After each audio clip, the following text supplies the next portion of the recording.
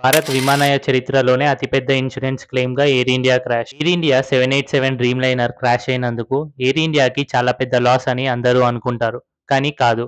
ఎందుకంటే టాటా గ్రూప్స్ మొత్తం ఏరోప్లేన్స్‌కి aviation programme కింద 1,72,000 కోట్ల ఇన్సూరెన్స్‌ని తీసుకుంది. ఈ ఏరోప్లేన్ 2013లో తయారైంది. ఓన్లీ ఫ్లైట్‌కి వచ్చే ఇన్సూరెన్స్ వాల్యూ 630 నుంచి 900 క్రోర్స్ మధ్యలో ఉంటుంది. ఎయిర్ క్రాఫ్ట్ యొక్క ఏజ్ బట్టి ఇస్తారు. ఇంకా ప్యాసింజర్స్ రెస్పాన్సిబిలిటీ, గ్రౌండ్‌లో జరిగిన డ్యామేజ్, అక్కడ ఉండే వస్తువులకు ఇంకా మెడికల్ బిల్సే కాకుండా థర్డ్ పార్టీ వాళ్ళు ఎవరైనా చనిపోయినా ఈ ఇన్సూరెన్స్ కవర్ చేస్తుంది. మొత్తం ఇన్సూరెన్స్ 1,500 కోట్ల నుంచి 2,400 కోట్ల వరకు ఉండొచ్చని ఎక్స్‌పర్ట్స్ చెప్తున్నారు. Main insurance companies Tata AIG general, new India assurance, United India, oriental insurance, ICICI Lombard, ఇంకా కొన్ని కో ఇన్సూరెన్సెస్ ఉన్నాయి.